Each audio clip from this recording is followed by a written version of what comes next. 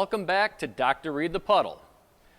For all of you that hit that subscribe button, thank you. I sincerely appreciate it. Well, I took a little hiatus for the holidays, but I'm back in action, ready to review the new Blue Demon 200 STI AC/DC pulse TIG welder / stick welder. It is a constant current machine, so it will do both processes.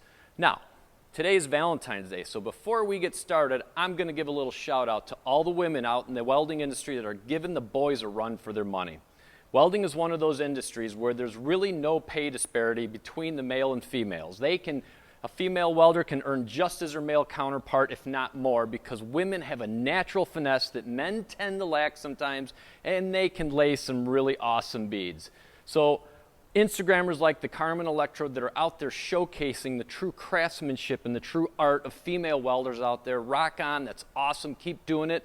And girls, keep giving those boys a run for their money. It's really cool to see what's going on out in this industry, and it's wide open right now, even with the COVID pandemic.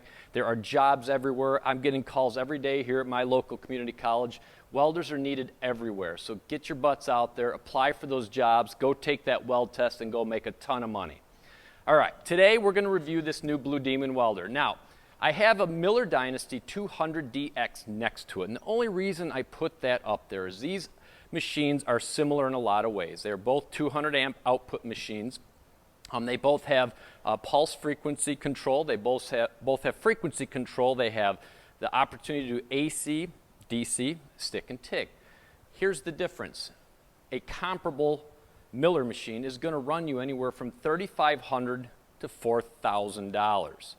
Now, for the entry-level welder, doesn't even really know if they want to be into this trade, that's a lot of money. The Blue Demon STI 200 amp machine is going to run you between $1,000 and $1,100, and it comes with all the bells and whistles, everything you need to get started. And it will do 110 volts all the way up to 240 volts single phase, and it gives you a lot of bang for your buck. There's a lot of technology in this machine, and I've kind of just looked over it. I have not welded with it yet. So what you're going to watch me do will be the first time I've ever actually used this machine. So it's really a neat machine for the money. So let's kind of go over the front of the machine, kind of go over some of the bells and whistles on it, and then we'll run some arcs with it and see what you think. So hang tight. Okay, you can see we got the machine turned on. There's a little bit of flickering on the buttons. That's pretty common with these cell phones and the digital readouts. So right away, we've got that nice plastic cover here. Back in the day, I thought that's just one more thing that can break, but with these inverter machines, all the sensitive buttons here, they tend to get boogered up with, grinding abrasive, MIG spatter. So this little bit of plastic actually is a fantastic idea to keep the inside clean, keep it from messing up the front of your machine. And what's kind of cool about this, kind of like the hood of your car, you got it stays up, it doesn't fall on your fingers. So right off the bat, you can see that first switch there is a gas purge button. This is a great idea. You just hooked up your torch, just turned on your regulator and your cylinder, and that gas may not be out to the torch. You can hit that, and it does purge that gas out to the torch, and that's great, so you don't end up smoking your tungsten.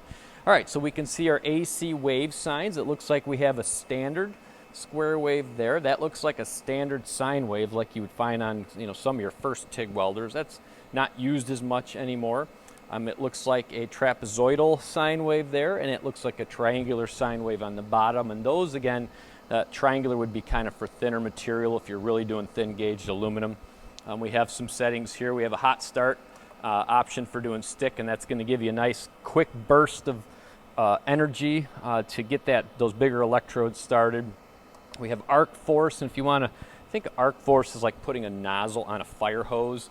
The higher the number, the arc force, you're gonna get a good strike on that arc, and you may get a little more spatter. The lower the numbers, you may get a less easy time strike in the arc, but you'll get less spatter on there. So again, it's just kind of more refinement there. And then your standard current button, and you can see that on AC. Let's try AC here.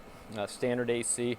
We have maximum output in the triangular wave of 200 amps, and that's probably going to change as we go through the different amperages here, but it looks like it stays pretty much the same. Let's see. Yeah, so we got 200 amp output on all these, which is great. So yeah, so it gets you that true 200 amps. Let's go down the DC TIG, and that usually always will give you that 200 amp output. So that's giving you a full 200 amps on your machine here, which is really fantastic. Love it.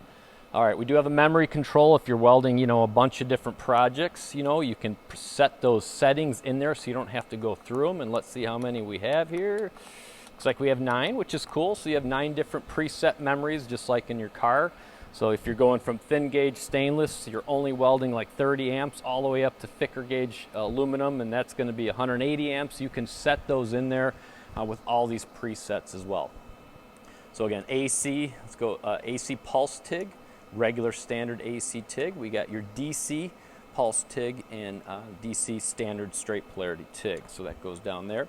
Your 2T mode is just a common foot pedal or thumb control with a rheostat in it. Your 4T, most manual welders will not use 4T as much. That's going to be for your longer welds where you hit that foot pedal, it upslopes to a welding amperage, and you hit it again, it downslopes, and then it'll finish off that amperage and crater fill and fill that puddle. So most guys don't use the 4T, but it's an option if you have it. And then your spot welder, if you're doing body panels, you can set a spot mode. You would need a different cup on your TIG torch. The spot TIG torch cups have little slots to allow the argon to escape out. So one of these wouldn't work for that, but you still could use it if you had to, but usually you get a different shielding cup for that. Okay, let's go through some of the presets here. Looks like we have a pre-gas flow, so it looks like it's set to 0.1 second, and I always just hit the foot pedal. It's kind of a poor man pre-flow there. So your startup amperage, it goes down to a minimum of 5 amps, and it looks like you can probably get it pretty high. If you're welding thicker material and you don't need that lower amperage at the start, and you want to go right to 40 amps, that would give you that. And the upslope, these are going to be more in your 4T modes here. So if I was welding the 4T option, most of that stuff will play into there. So your peak amperage, you know, and again, some of these won't be used unless you're on your pulsar over here. So these 2 pulse modes would adjust some of these here. So this again would be for 4T. So your finished amperage again, that'd be 4T, and then your post flow timer, I always say about 10% of your maximum amperage. You know, so if you're welding 150 amps, you want to go about 15 seconds to keep that tungsten cooled with argon, as well as your weld puddle cooled with argon as well. So it looks like a lot of pretty cool adjustment there. So let's go back to AC TIG and see our balance control. So it gives us up to a 50%. So the actual time spent in the positive, 50%, time spent in the negatives, 50%. Then your pulse frequency, let's see how high that'll go just for fun. So that's going to give you how many times it switches from positive to negative in a second. So it's going to pulse 250 pulses per second, and that's one heck of a buzzing sound. When I mean buzzing, you'll hear 250 pulse frequency per second as a really loud buzzing sound, and that's a neat option. But I would say maybe 150 just to kind of toy around with it today. So again, and I'm going over the TIG options with this. I'm not really getting into all the stick stuff you can do. Stick is pretty straightforward. You set your polarity with your with your leads down here. You can kind of change your polarity. So we're set up right now, obviously we're going to be doing DC negative or I'm sorry, AC for TIG. So we should be all set to go for TIG welding. So let's do some aluminum TIG, because that's kind of what I want to try with this, and then we'll try AC TIG later. So let's burn some metal.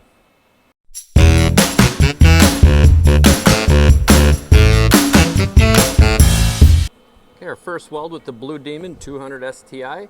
I have the frequency set to 150. This is the standard square wave, and our balance at 25%. So let's give her a shot. Nice start. Good clean puddle. Very nice, wow. And I do have the crater fill on to 1.5 seconds, so when I stop, I'll let off the foot pedal and just let that arc sort of time out. And that, you know, a little bit of a crater there. Another 0.5 seconds, we probably could have filled that up. So all in all, pretty stinking nice. You can see good clean puddle, a little bit of a crater at the end. That's something we can adjust on the machine to fill that crater in. But so far, so good. Let's move on to the standard sine wave and see how that one welds.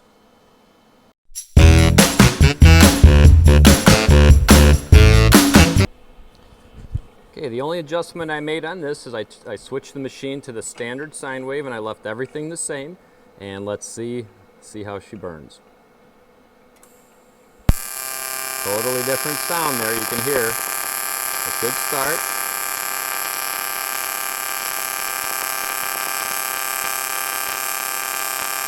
Nice clean puddle, looks very nice. We'll do the same thing at the end, back out slow and see if you can see that timed out nicer with that crater fill. Looks super good, but that's the standard sine wave. You can see the one on the left. Let's move on to the triangular wave pattern.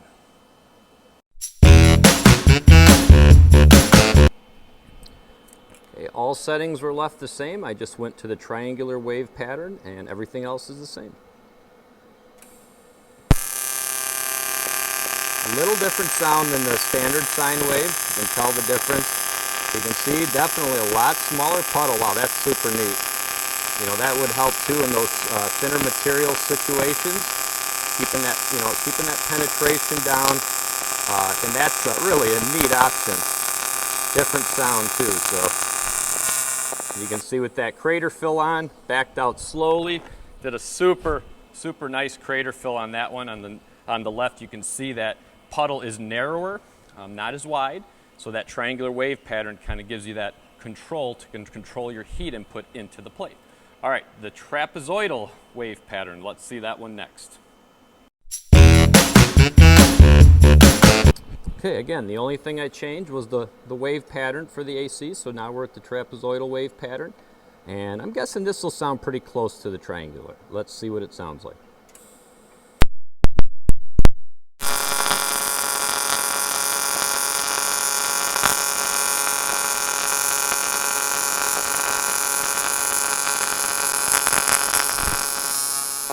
Fill that crater at the end. So you can see 4 different welds. The one on the far right, the square wave, definitely was I would say the wider of the two. And the one on the second to the left is that triangular wave pattern, definitely less heat input. But rock solid AC TIG welds, no problem starting that arc. Good cleaning action, no scum in the puddle. Wow. $1,100, $1,000. This is fantastic for doing aluminum if you had to purchase a machine. So let's move on to some DC TIG.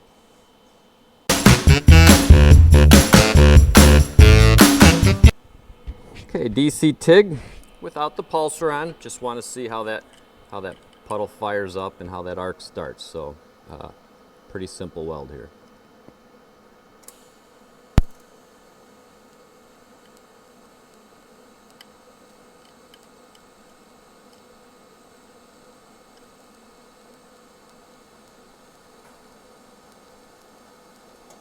Back out, let that crater fill.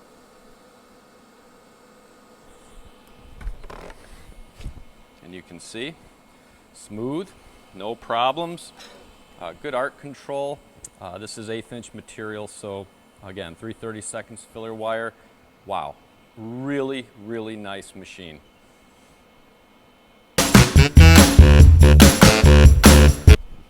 Well, most people will be buying this machine for its TIG welding capabilities. We have to see how it fires off the 7018. So you can see good hot start. I have it set at 60. Wow, very nice smooth arc. An 1/8 inch rod, you know, for a 200 amp machine is definitely doable. And you can see nice and crisp, nice and smooth. No magnetic arc flow, just started that big rod up with no problem. So that hot start option is definitely a neat thing to have on a machine like this. Sometimes these lower amperage inverters, they do not like firing up these big 1/8 inch rods. So just all around a good stick welder too. So you can see nice consistent pattern there. No problems on that. Wow. So it runs a 7018 beautifully. So that's the Blue Demon 200 STI. You had a chance to see its bells and whistles. You had a chance to see it weld in the AC modes, the different waveforms, and DC negative straight polarity, and we struck that 7018 rod with no problems. This again is one of those machines that It gets you into the field of welding without spending $3,000 or $4,000. It is a fantastic entry-level machine. I would buy one, no problems. I have no problems with the machine. They do offer a great warranty. You know, you get everything you need to get started. So this is a great option. A couple of things I would say. It does weld beautifully, but the foot pedal, again, is, you know, you can tell it's a little chintzy. It works fantastic, but, you know, if it beats up or bounces around the garage, you know, who knows how well it'll hold up. And I could not find in the TIG mode a way to set my amperage on the front panel of the machine. So where if I only want 50 amps, I push the pedal down all the way and I only get 50 amps. The only way I could do it was controlling it through the foot pedal, which gives you, you know, a couple amps all the way up to the maximum of 180 or 200. So that's not a big deal, but again, if you're welding thin material and you don't want to blow through it, you might want that control on the panel. Another thing I would say, a perfect spot, since this case was used for a MIG machine, I see a nice round hole that would be perfect for a bottle opener right into that casing, so it's a multi-function machine. So I hope you liked this video. If you want me to make more, hit subscribe. Those of you that are thinking of getting into the welding industry, do it now. There's wide open opportunities everywhere around the world for welders, and for all those women welders out there just kicking butt, thank you. Keep doing what you're doing and have a happy Valentine's Day, and I'll see you real soon.